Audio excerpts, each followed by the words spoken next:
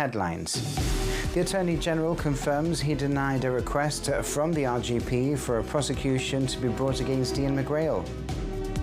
A 41-year-old local man arrested on suspicion of offences related to child sexual abuse material.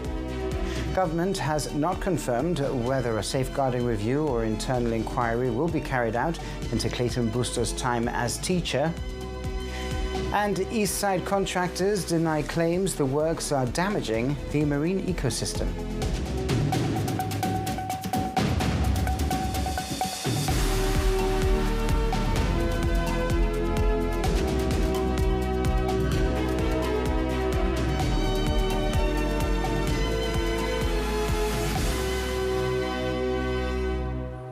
Good evening.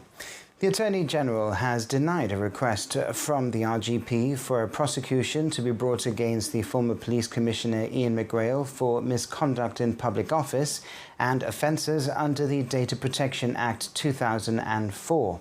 This is regarding data that Mr. McGrail copied or caused to be copied onto a hard drive whilst he was still Commissioner, and which he kept for over 2 years after leaving office.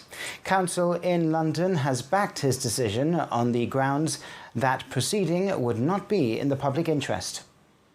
In answer to GBC questions, Michael Yamas KC confirmed he had addressed a request made to him for prosecution against Ian McGrail by John McVeigh, the then RGP's senior investigating officer, for a reported data breach in the McGrail inquiry. The Attorney General took independent legal advice from counsel in London. On a first issue, the advice is that there's a realistic prospect of conviction for 2 breaches of Section 175 of the Data Protection Act, committed by Mr. Ian McGrail concerning obtaining and retaining data. However, he was also advised that weighing the various public interest factors in question, the balance comes down against bringing a prosecution. Michael Yamas says this is also the independent conclusion he had reached in respect to the public interest test. The Attorney General has therefore informed the RGP that he will not be instituting proceedings. A 41-year-old local man has been arrested on suspicion of offences related to child sexual abuse material and the illicit supply of controlled drugs. The arrest was a result of a police operation by detectives from the RGP's Digital Safety and Offender Management Team, Economic Crime and Digital Forensics units. He has been arrested on suspicion of taking or publishing indecent photographs of children and arranging or facilitating commission of a child sex offence. He is also suspected of possession with intent to supply controlled Class A and Class B drugs. The investigation started several months ago and is ongoing. The government has not confirmed whether a safeguarding review or internal inquiry will be carried out into Clayton Booster's time as a teacher. Booster was found guilty of 16 counts of sexual offences against children. Asked by GBC, it said the Department of Education will reflect on the case to determine whether lessons can be learned or safeguarding procedures improved. GBC asked the government whether a safeguarding review or internal inquiry will now be carried out in relation to Clayton Booster's time as a teacher. It said that, as with any significant safeguarding matter, the Department of Education will reflect on the circumstances of the case to determine whether lessons can be learned or whether policies, procedures and practice can be improved. The government stressed this should not be interpreted as meaning shortcomings have been identified. Asked whether any concerns, complaints or disclosures had been made with the school or department before Mr. Booster's arrest and what actions may have been taken, the government said it could neither confirm nor deny this, nor comment on any actions that may or may not have been taken. However, it said safeguarding procedures across schools include recruitment checks, vetting, mandatory training, clear reporting and escalation routes, and oversight by senior leadership teams and the department. It confirmed Mr. Booster's image is no longer displayed in the school entrance area. GBC has submitted follow-up questions and is awaiting a response. Well, GBC has been invited to visit the East Side project to see for itself the measures taken to ensure the works are being carried out safely. GBC was also shown the data collected regularly with the developers, wanting to reassure the public. The project has been the subject of recent bad press, and today contractors and developers wanted to prove they take their environmental responsibilities very seriously. First thing we did once we signed the contract is to analyze the material at the rubble tip, just to set if the material was contaminated or non-contaminated material. Once we said that the material was non-contaminated by executing boreholes and taking samples, we stated the material was clean and was feasible to be used in this project. So are you telling me that the whole rubble tip, there was no contamination at all? There was a small portion of the material which is not usable, so that's why that material was put aside, and that material obviously is not going to be used. And to make sure that what's underneath the mound is not contaminated, this was checked with 80 boreholes with samples taken. Out of the 800 samples, 10 had to be discarded. When the material is cleaned and considered safe, it's used for infill and reclamation. But even then, the contractors told us there was a list of mitigating measures, such as silt curtains, which stop the main debris. A scavenger boat picks up what's escaped, and the company is also cleaning up the beaches as an extra precaution. Water control campaigns are carried out regularly, with the data shared with the Department of the Environment in real time showing no negative environmental effects. What has been of concern has been the plumes, and GBC was told this is normal when anything is put into the sea, but that it clears up in hours. Meteocean buoys also test this turbidity, and measures have shown it's way below the acceptable levels. We are following what is requested in the environmental impact assessment. All that is ruling our actions here at the site. We've been monitoring by our clients, we've been monitoring by the engineer and by the Department of Environment, and they have complete access to all what we have in here in place. Before the project started, the developers relocated limpets and spider crabs in the area. The contractors deny claims that the works are damaging the marine ecosystem. If you read the environmental impact assessment, it is stated that no mussels here. No mussels from the last 50, 60 years at all. How do we know that the material is not moving from the place where you're putting it? We are making daily bathymetrical surveys in which we state that the sections of the material placed in the past still are the same place. As you can understand, nobody is making any huge investment like this one just to put material on the sea and you don't know where it is. Well, we've been on site for the better part of the morning, and we've been speaking to teams of engineers to independent environmentalists, and they want to reassure the public that the plumes that they can see at sea are safe. What the developers want to do is finish the coastal protection works and get on with a project which they say will benefit Gibraltar for many years to come.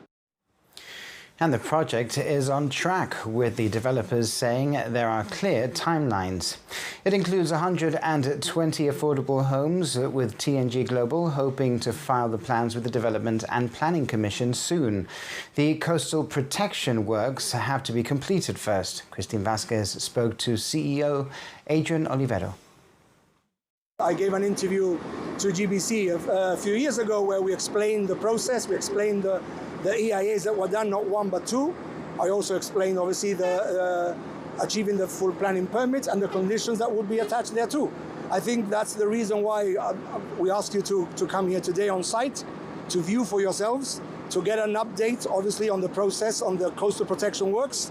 You've had that, obviously. The contractor and the engineer have gone in quite detail into the processes. So I would just like to highlight a few points, if you don't mind, which is that as a developer, obviously it's our responsibility to ensure that the works are done in accordance with the EIA and in accordance with the strict conditions that the EIA and the Department of the Environment and the town planners insist upon. So obviously we're doing that. You've seen the process, you've seen how the material is tested. There's been a lot of commentary on the plume, on the silk curtains, rightly so. People can be concerned, so it's important for us to be able to allay those concerns. When you talk about the plume, how the plume is created, obviously part of your segment will hopefully show that. And what's important to the layman is to understand that when you discharge material, clean material, processed material, to the seabed, it disturbs the seabed, and part of that causes this sediment, which you also see a lot when you have heavy Levante storms, where there's a lot of sediment that's disturbed, and that forms a bit of a plume, and then it settles. And it's important to say that this plume normally settles within a short period of time and within the area. So in general, to allay concerns, especially on bathing, again, the team have explained the water quality, water turbidity, ongoing tests done constantly by the contractor, but equally by the Department of the Environment. So there are mitigation measures in place, which you've seen today.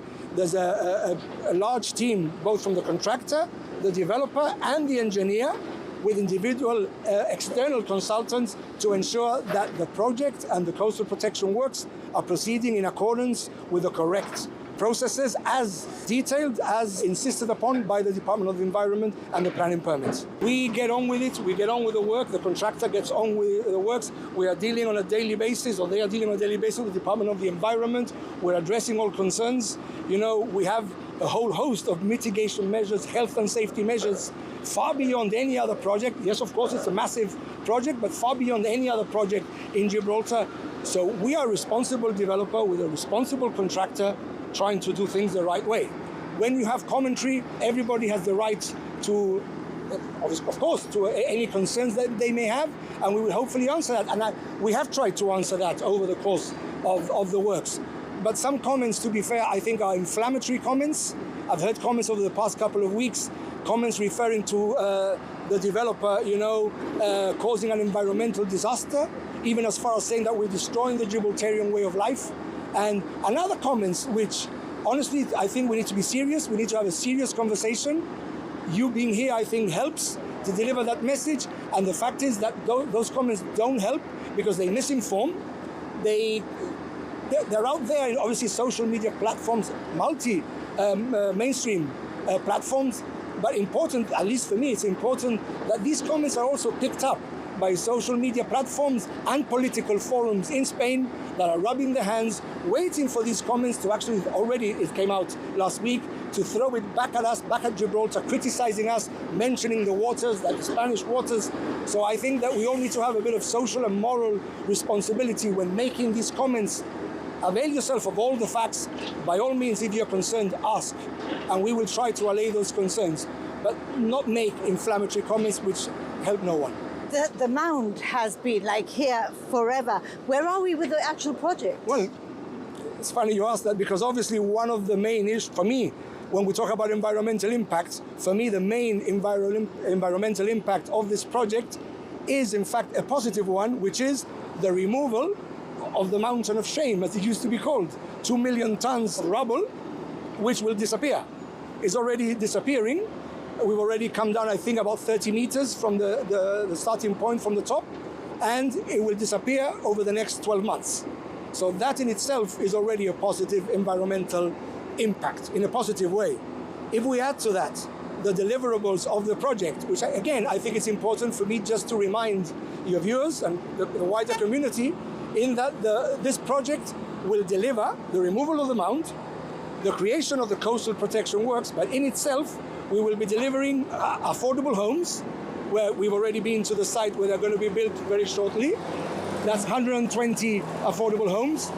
We're delivering 500 covered parking spaces for visitors and beachgoers, close to the vicinity of Catalan Bay. We're also, within the marina, 250 small boats berths. All these are additional consideration, are part of the agreement that we did with government at the time. We're also building a large park area, larger than Commonwealth Park. So as you can see, there are deliverables which, when there are concerns, I can understand those concerns, but looking at the bigger picture, we've always said that this is a transformational project for Gibraltar, and what we will be delivering is a project that will enhance the social and economic benefit and future of Gibraltar. We're watching GBC News. Still to come. Will this be the hottest year on record on the Rock? We'll find out when we return. Stay with us.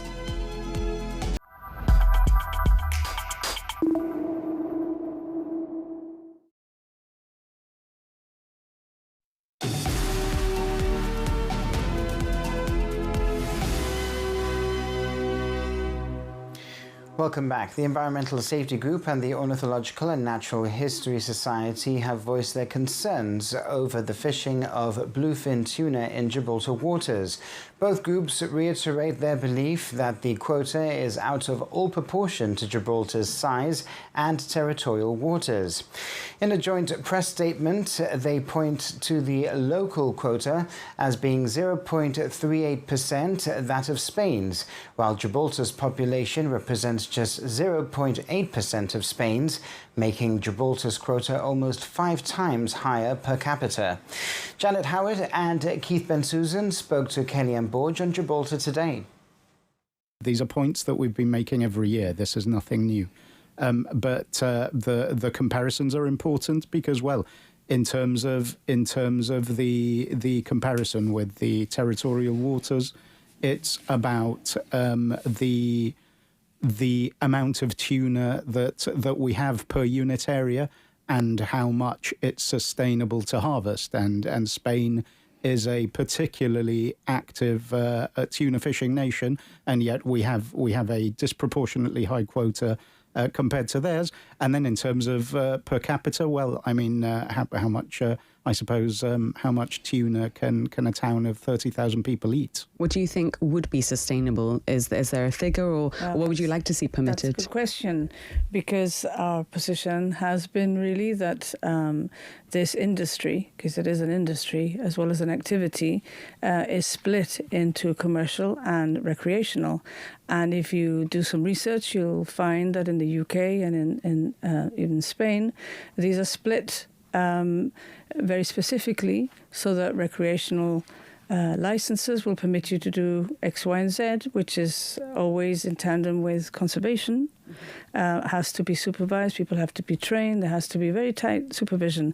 And we have asked open questions about that in the past because we believe government is regulating here. There's a lot of information online, but what there's less of is that we have recreational licenses, and yet we're finding tuna making its way into our community. So this is very distinct to our understanding of how these licenses are applied elsewhere.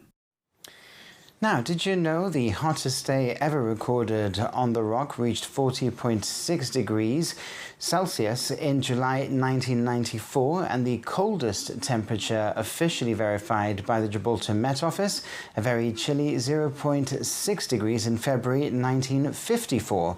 So far this year, the hottest day was the 28th of June, when temperatures reached 30.8. June also appears to have been around 1 to 2 degrees warmer than average, although not enough to challenge any records. We've had a warmer than average June and almost 2 months without proper rainfall. So is this a sign of the summer ahead? Most likely to see a very typical Mediterranean summer. I guess the influence of El Nino, we might see a slightly wetter summer, but generally expecting to see periods of sunshine. Known for disrupting global weather, El Nino can increase temperatures and shift rainfall patterns. But the Met Office says this won't have a huge effect on local weather. Although closer to home, the warming Mediterranean does impact us. We're seeing rising sea temperatures with climate change and global warming, so actually we are seeing increasing temperatures, particularly for ourselves. We're so influenced by the sea surface temperature, so as they start rising, our minimum temperatures start rising, our maximum temperatures start rising, so definitely one to look out for in the future. However, despite heat waves affecting large parts of Europe, with another one forecast this week, Gibraltar has remained noticeably cooler. Due to our location obviously being a peninsula and the sea surface temperatures, we're less likely to see such extreme temperatures as inland Spain or the UK or France or Central Europe, just because they are bigger land masses, and that does have a higher influence on the weather, really. Although the numbers on our thermometers here in Gibraltar may look lower than those inland, Humidity can make it feel hotter. So what to do in the heat? We all know a Spanish siesta is a thing for a reason. Just stay out the sun, stay safe, stay hydrated. And if you're wondering about the old saying that the weather on San Juan predicts the rest of the summer, it was something the Met Office can neither confirm nor deny, although it was Levanta in Gibraltar that day. Last year we did have Levanta dominating. This year we will have to see. It all depends on local pressure gradients and variants, so I think it'll just be one to watch. Now over to sport, and on the rock, the 20th edition of the Gibraltar Darts Open took centre stage. But over in San Roque, all eyes were on pro boxer Tyron Buttigieg and his latest bout. Tyron Buttigieg stopped the Tanzanian champion Julius Thomas Kisarawe in the third round over in San Roque. El Bombero, who picked up the WBC International and Commonwealth titles back in March, worked his way into the fight in round 2 before a body shot settled things in round 3. Another big night for the fighter, who now extends his undefeated record to 13-0, and he was happy with the win but disappointed with his opponent. I would have liked him to continue, but it is what it is. I think it's just now a matter of putting it past me, having a bit of a rest, and see if I can get the fight that I want later on in the year, hopefully in a big card in the UK. That's what I want at least. Back on the rock, darts took centre stage this past weekend. The Gibraltar Open was played from Friday to Sunday with 3 different competitions happening. Lewis Gunny and Jensen Walker made history, winning the first ever Gibraltar Open pairs title. On to the main event now, the Gibraltar Open. The youth event was claimed by Ryan Branley. In the Ladies Open, Paula Jacqueline took home the top prize. And the WDF main ranking Open World #1, Mitchell Lawrie, did not disappoint as he was crowned champion of the 20th edition of the Gibraltar Open men's event. He beat Marcus Maya 5-2 with an average of 93.69 in the final. Very proud of myself. You know, played really well all weekend. I think yesterday I was unlucky. Came up against a very good player in the semi-final and he eventually beat me. But today, played really good stuff throughout and happy to get that win. Well, that's all from tonight's news. More online and on our socials, as well as our Radio Gibraltar news summaries on the hour, every hour, as from 7 in the morning. And follow our live coverage of the budget session in Parliament tomorrow as from 10:30 in the morning. From the team, myself, thanks for watching. Good night.